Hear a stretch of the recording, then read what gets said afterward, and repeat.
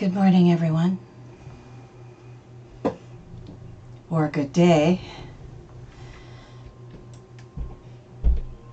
We are here at UF Starfleet Astraios colony in Third Rock Grid for this live presentation.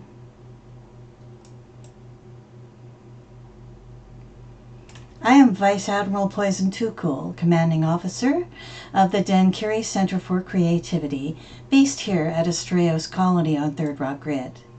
As well as speaking to you in world and text, I will also be streaming audio and visual to YouTube. As this is the first time I have live streamed, please forgive me if the technology fails. A captain without a chief engineer can sometimes be lost for words.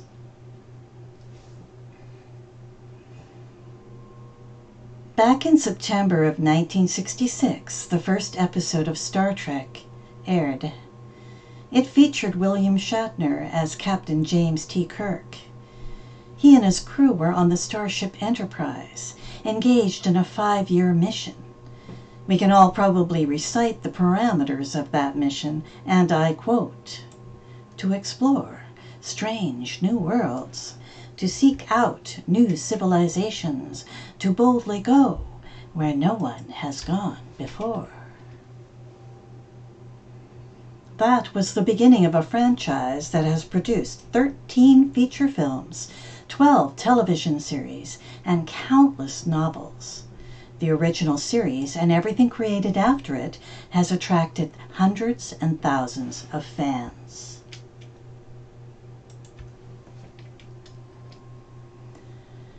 We don't have to look far to see the influence of Gene Roddenberry's vision. Everything around us here in this virtual world, within the reach of our avatar eyes, is inspired by his ideas.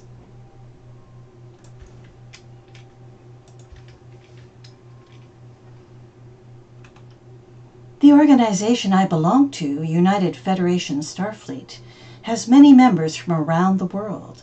Some members very much enjoy exploring interactive environments such as this. They may even role-play Trek-inspired stories on virtual ships or stations. Others may simply enjoy hanging out together with like-minded Trek fans in Discord. Many members volunteer their creative efforts in building and designing colonies and starships, making tools, uniforms, and phasers, writing classes for Starfleet Academy, leading missions for those who like to role-play, hosting watch parties or chats, or otherwise supporting the functioning of this group of Trek fans.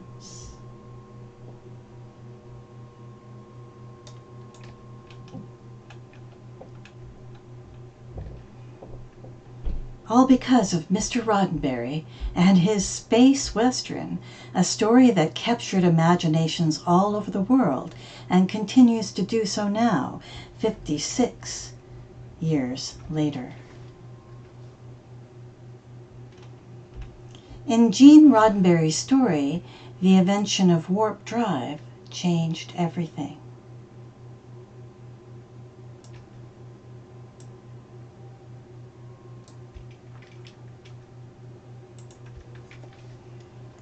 Immediately after the Phoenix launched on April 5, 2063, Zefram Cochrane encountered, for the first time, sentient life forms from another world.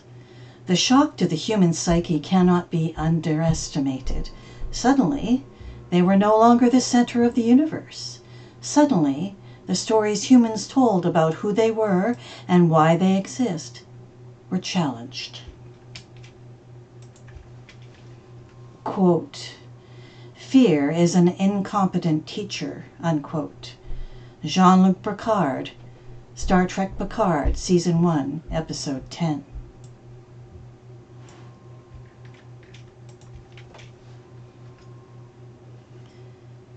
Some humans rejoiced at first contact.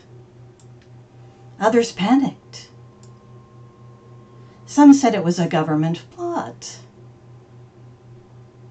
Some said it wasn't true. But over time, as evidence mounted, humans had to come to a place where the existence of other sentient life could not be denied.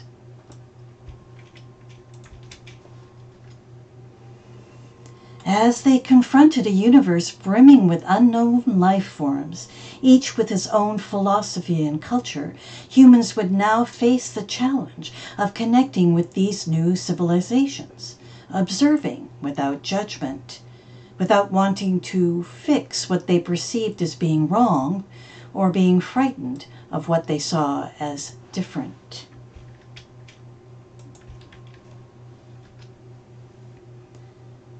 The pursuit of knowledge and an absence of violence would be characteristic of the Vulcans, who believed in something called infinite diversity in infinite combinations.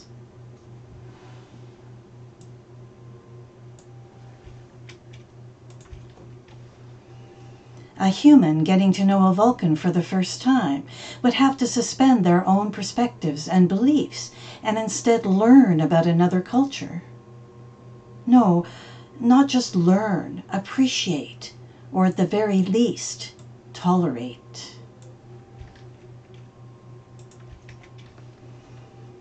The ability to think critically would become more than just a philosophy of science urged by Terrans such as Neil deGrasse Tyson, Carl Sagan, Stephen Hawking, and Albert Einstein. It would become a crucial skill if humans were to prosper. Quote, "If man is to survive, he will have learned to take a delight in the essential differences between men and between cultures. He will learn that differences in ideas and attitudes are a delight, part of life's exciting variety, not something to fear." Unquote. Gene Roddenberry. Thus, Mr. Roddenberry conceived of a time when human beings would stop fighting each other and instead turn to science. Medical advances and a peaceful world government would mean that no child went to bed hungry, and most common diseases were eliminated. This futuristic and altruistic human developed the technology to travel the stars. They would now take on the role of anthropologists and remove their own cultural prejudices from their observational reports.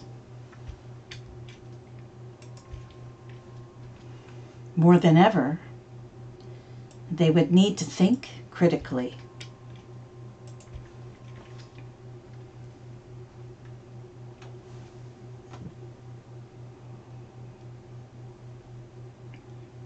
Quote, "To know thyself is the beginning of wisdom," unquote, Socrates. So, what is critical thinking? In a way, it's looking inside our own heads and examining our own thoughts for their origins. It's working to be aware of those ideas we hold that may be based on insufficient information or incorrect data, as well as prejudices or biases we might have developed based on input from others or from our own experiences.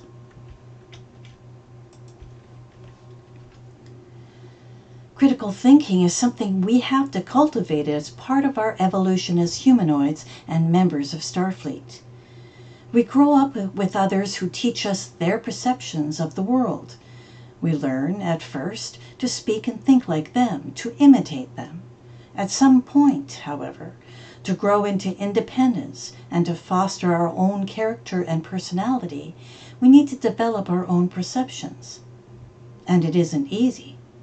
Even outside our own family or community, many things influence us and are even designed to do so, from advertising to hollow novels, from textbooks to religious preachings.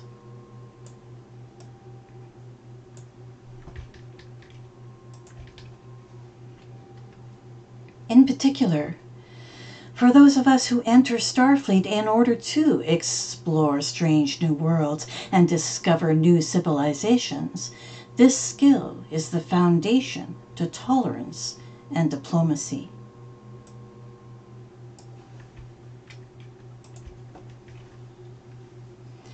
An example of the power of critical thinking might be the recorded events around the Borg drone introduced to the crew of the USS Enterprise D in 2368, third of 5. The ship was under the command of Captain Jean-Luc Picard, who had himself once been assimilated by the Borg. Due to this experience and the fact that the Borg were a powerful enemy, Captain Picard was entirely against the anthropomorphism of the drone, who was named Hugh by Geordi LaForge.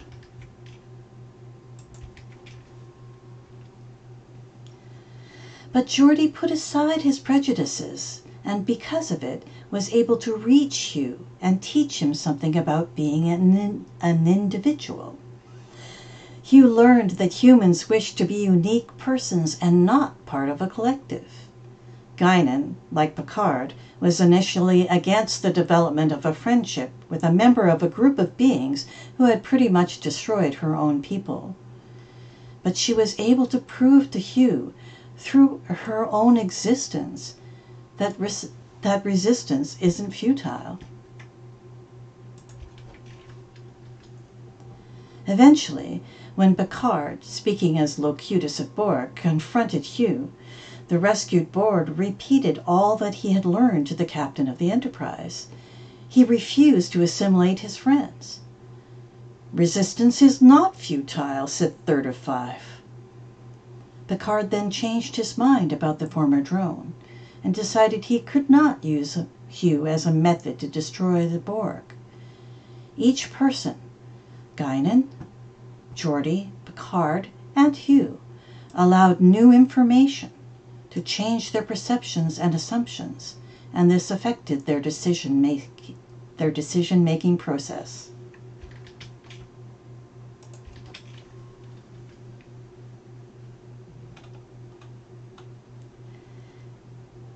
There are many more examples in Starfleet history that demonstrate how critical thinking assisted in changing an outcome. For instance, let's examine Lieutenant Commander Data versus Starfleet, Captain Philippa Louvois presiding. This trial was initiated when a dispute between Data and Commander Bruce Maddox reached an impasse. Maddox believed that Data was a machine and wanted to disassemble him to find out more about Noonien Sung's engineering. He planned to use this information to construct more androids. Data felt that Maddox did not have enough knowledge about android technology to perform the procedure in a safe manner and declined to participate.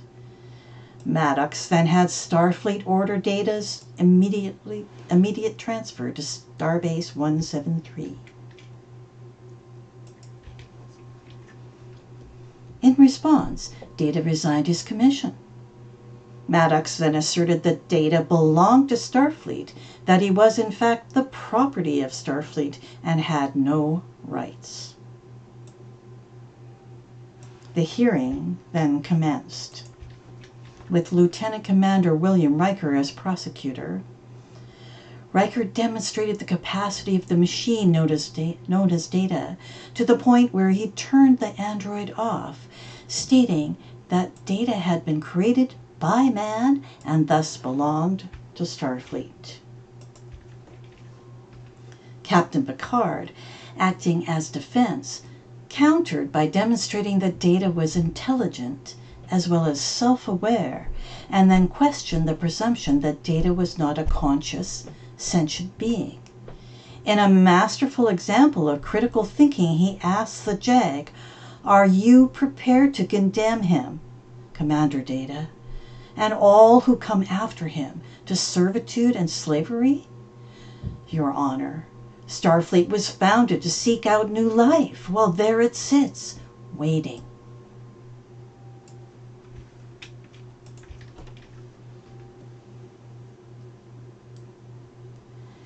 In order to think critically, We have to be able to put aside our own ideas of how things should be and look at what they actually are with objectivity, assess our beliefs, challenge our assumptions, ask if our sources are viable. If we are able to do this, we will be able to see things from various sides of an issue and negotiate with others more effectively. We should ask questions like, why do I believe this? What is the source of this belief? Do I actually believe it because of my own experience and not because somebody else has told me this or I read it somewhere? Am I sure the source of my information is free of any agenda? Is the source of my information choosing only data that supports their claim and not including anything that says otherwise?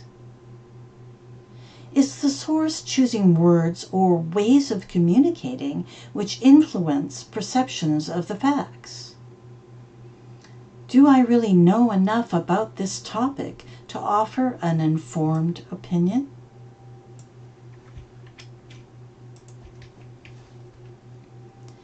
Is it okay that somebody else believes something different than me?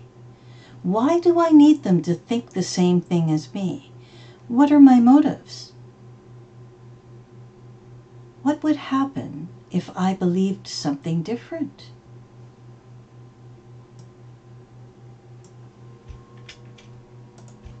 Quote, Star Trek was an attempt to say that humanity will reach maturity and wisdom on the day that it begins not just to tolerate, but take a special delight in differences in ideas and differences in life forms. Unquote.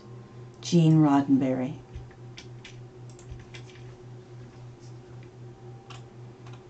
Humans, Mr. Roddenberry said through various Star Trek characters, are inherently curious.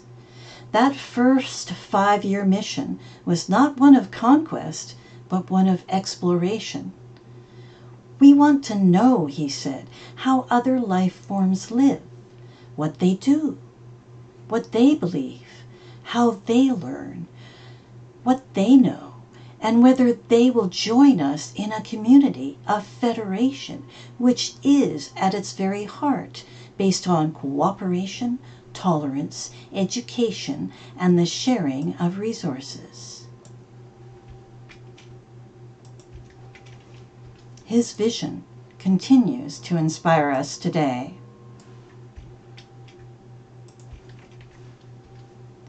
The Stichting Cultural Harbor, which runs Third Rock Grid, aims to offer a safe environment where people can grow emotionally, socially, in skills, and in knowledge. Their goal is to enhance human dignity in an international cultural, educational, and social exchange, an exchange based on equality, empathy, respect, and compassion, and through a process of sharing, participation, and cooperation. What a beautiful and tangible representation of Gene Roddenberry's vision.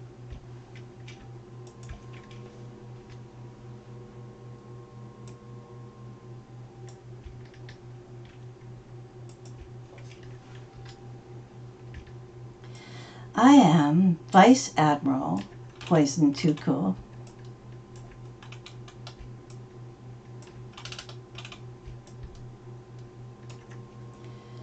I'm commanding officer of the Denkiri Center for Creativity, a ship of the line belonging to the worldwide Trek fan group known as United Federation Starfleet. You can look them up at ufstarfleet.org. Denkiri Center is part of Starfleet Astraios, a UFS colony based here on Astraios Prime, Third Rock Grid. The build here, created by Commander Alia Solstar with the assistance of Lieutenant Commander Astro Balut and civilian engineer Han Boshi, is visually stunning. I invite you to explore. Visitors are welcome anytime. This event is part of an open lecture series hosted by Denkiri and Astraios called Boldly Go Trekking. Our next speaker will be real-life marine biologist Rachel Pfefferi. She will be presenting a captivating talk entitled, Is There Life Among the Stars? Astronomy Meets Biology in the Search for Extraterrestrials. Her lecture will take place on Saturday, June 4th at 10 a.m. Pacific Time at the colony's newly constructed AstroTheatre. Opening for the event will be DJ Tech, who will spin some great music starting at 9 a.m. Pacific. Thank you for listening to my thoughts on critical thinking and Gene Roddenberry's vision of humanity. I hope they provided some value.